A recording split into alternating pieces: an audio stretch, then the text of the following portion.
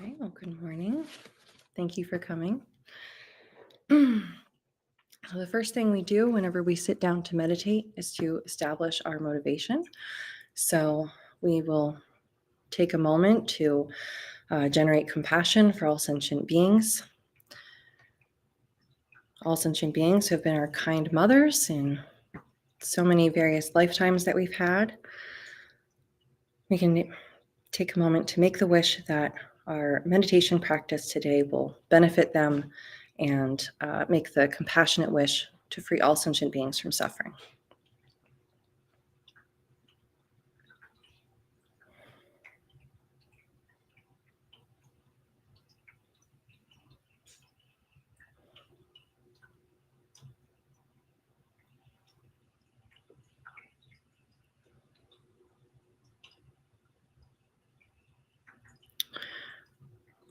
All right. Something else you can do sometimes before you start meditation or any practice is you can also, in considering all of these sentient beings we want to benefit, another thing we can do is we can invite them to join us in our meditation. There are often unseen beings around that we don't know about, and we can invite them to join us in doing this virtuous activity. Just kind of mentally invite them. And then we'll say the opening prayers. We'll say 7-line prayer 3 times. Om Organ Yogi Num Jansam Pemage Sardombola Yatsen Chogi Ngorubne Pema June Jesura Kordu Kandro Mangpokor Ketki Jesu Dak Drupki Jinji Lop Chia Sheksu Sol Guru Pema City Home Organ Yogi Num Jansam Pemage Sardombola Yatsen Chogi Ngorubne Pema Jungne Jesurak Kordu Kandro Mangpokor Ketki Jesu Dak Drupki Jinji Lop Chia Sheksu Sol Guru Pema City Home Organ Yogi Num Jansam Pemage Sardombola Yatsen Chogi Ngorubne Pema Jungne Jesurak Kordu Kandro Mangpokor Ketki Jesu Dak Drupki Jinji Lop Chia Sheksu Sol Guru Pema City Home.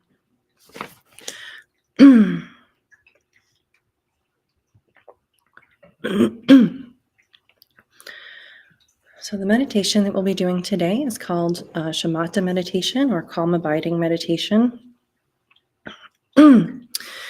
And most of the instruction for this class comes from Jetsuma's book, Stabilizing the Mind. So Jetsuma has taught that meditation is the natural state of mind when it's relaxed, stable, and open. And Shamatha meditation trains our mind to be calm and relaxed while also being alert and wakeful. And the point of this meditation is to create space in the mind. And when we have space in the mind, we're better able to balance our emotions, and we have time between whatever's going on in our life and our reaction to it. And Jetsuma's taught before that we're often like just like a rubber ball bouncing around a small room, just bouncing off of everything. And one of the things Dzogchen Khyentse Rinpoche talks about is how it's not fun when we're not in control. We really like to have fun, and we only have fun when we are in control of situations. And so when our mind is something that we don't have any control over and we just bounce everywhere off everything, then that's not fun. That's not fun to just be reactive and bouncing off everything and not have any control over which way you're going to bounce and what mood you're going to be in, and is that going to ruin your day? And that's not fun at all. Um, we don't know what we're going to be thinking about in the next moment. We could be obsessing over something that happened 20 years ago, or worried about tomorrow, or whatever. And that's not fun. So this meditation practice helps us have more fun by gaining control over our minds, helping to tame that, and creating space that helps us to balance all of that reactivity in our emotions. And this little bit of space in the mind is also the first step in the development of bodhicitta, the compassionate wish to free all sentient beings from suffering. And then also, if you were at the POA retreat this week, Kempo Norgay also talked about just how important having a stable mind is when we reach the end of our life and when we're going through the death process. It is so important to have a stable mind because it makes that process easier. It makes it easier and gives us more time during our dying process to direct our consciousness the way that we want to direct it.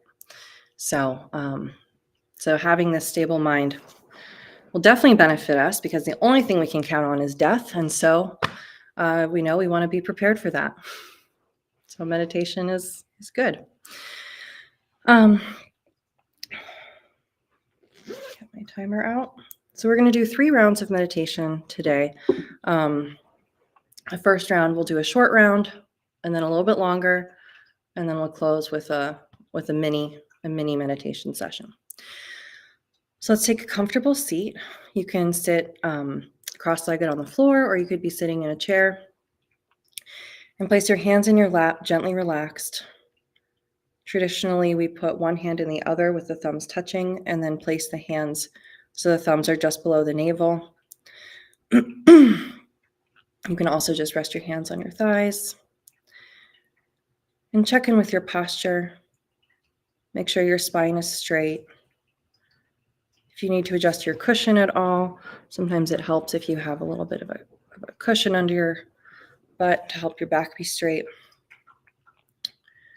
Just make sure your spine is straight, your shoulders are back and open.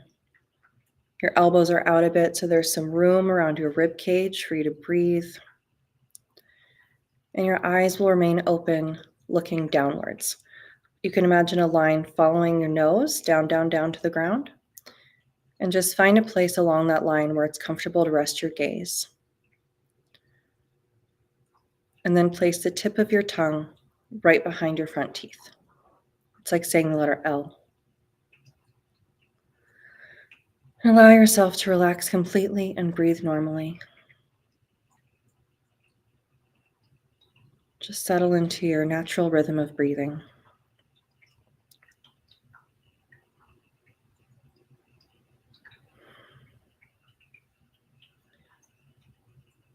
And then put a very light attention on your breathing. Don't try to control it at all. Just breathe naturally with the most gossamer thin attention on your breath.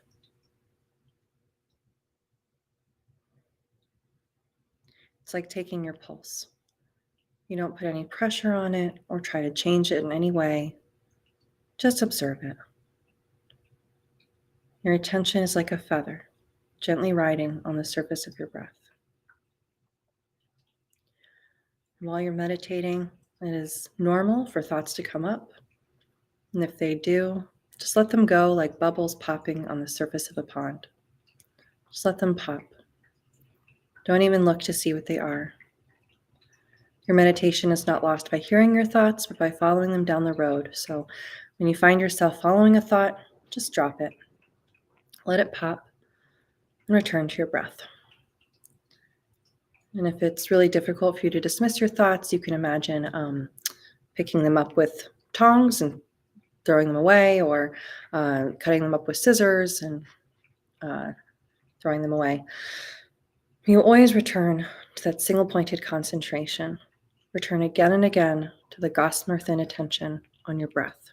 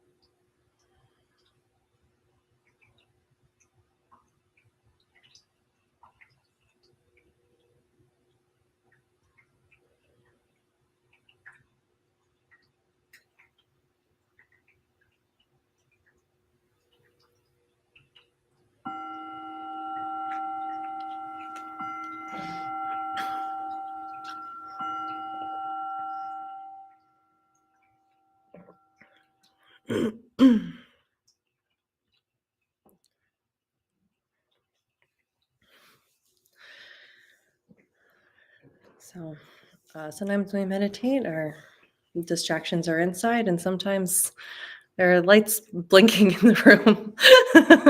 They're very distracting. I don't know. What kind of meditation are you doing?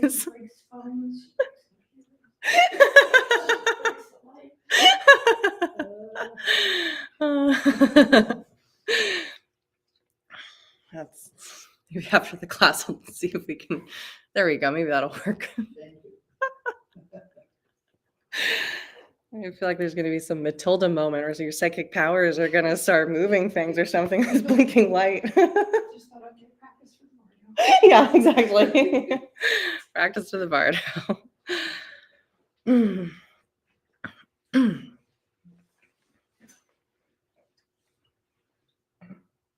All right. So we'll do another round of meditation, a little bit longer this time. If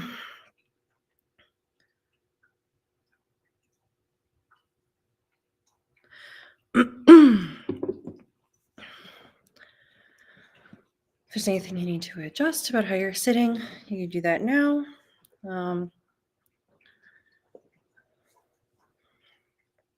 If you need to adjust your cushion, or if your pants are too tight or something, you can adjust that.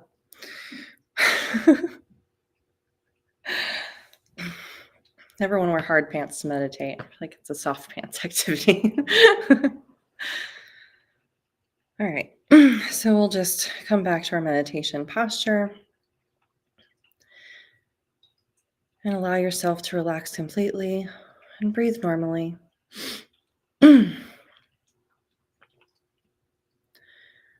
Just settle into your normal rhythm of breathing, and then put a very light attention on your breath.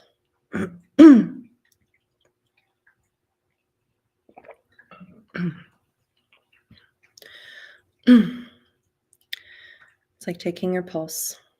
You don't put any pressure on it, just observe it. Your attention is like a feather, gently riding on the surface of your breath.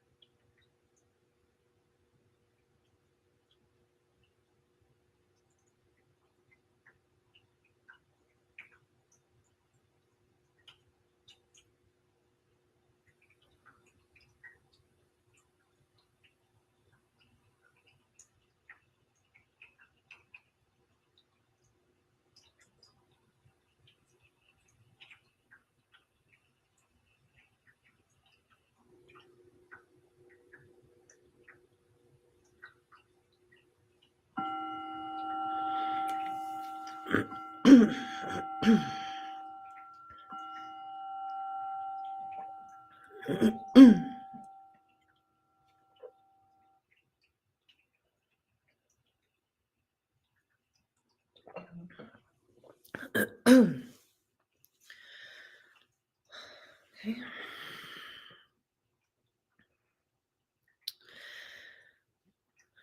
So we're meditating with resting our mind on our breath.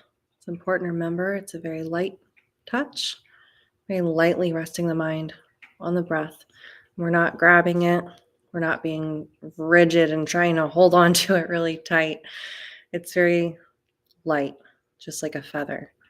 And sometimes it can seem like we're getting, sometimes it seems like we're focused on the breath, like we're not being distracted, we're focused on the breath. But then our energy might kind of start feeling like it's sinking into a little bit of like rigidity or kind of like sinking into the mud a bit. Like it's just like a heavy, becomes a little bit heavy. And we don't want that. We want it to stay fresh. We want to have a really fresh feeling to our meditation. It's a very light awareness of the breath. We're still aware of everything else around us.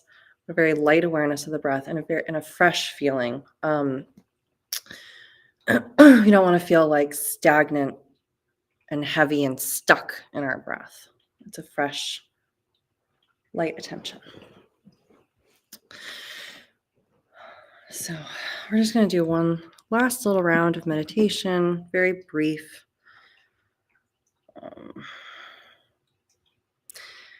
And let's see, before we do that, let me just plug some upcoming events for our last round. So on Monday, for MLK Day, we have a really lovely morning planned where we'll be doing doing some compassionate intention setting in the morning. We'll be at 10 a.m. We'll be starting with a quote from Martin Luther King Jr. and then we'll do 7-line prayer and the light expansion prayer, which is like a guided meditation, and then the Tonglen meditation with sending and receiving, which is a practice designed to cultivate compassion. And then we'll dedicate, and then we'll do a volunteer activity packing food bags for a local refugee community that is supported by Buddhist Relief. So please come and join us on Monday morning, 10 to 12. And and then next weekend, next Sunday at 11, Sunday the 26th at 11 a.m., we have an open house. So if you're curious at all about KPC and you want to come meet people and ask questions, come on Sunday the 26th, 11 a.m. All right, so we'll do one last round of meditation and then we will dedicate. So let's come back to our meditation posture.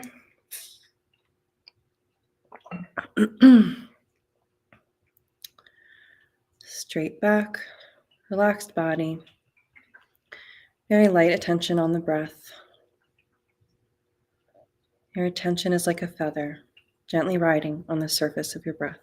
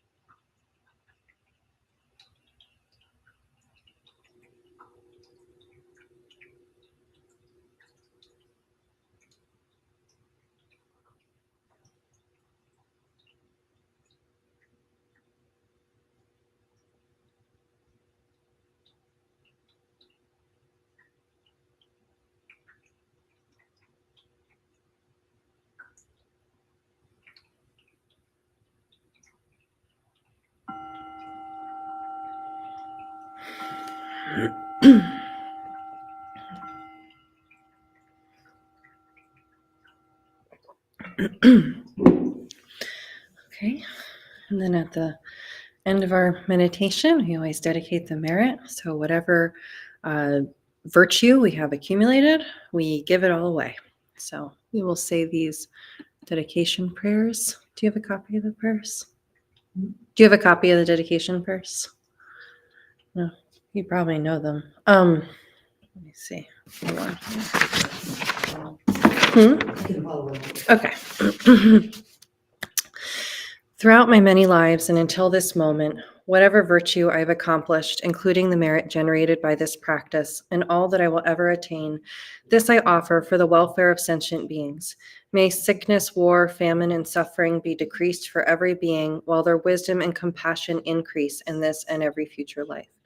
May I clearly perceive all experiences to be as insubstantial as the dream fabric of the night, and instantly awaken to perceive the pure wisdom display in the arising of every phenomenon. May I quickly attain enlightenment in order to work ceaselessly for the liberation of all sentient beings.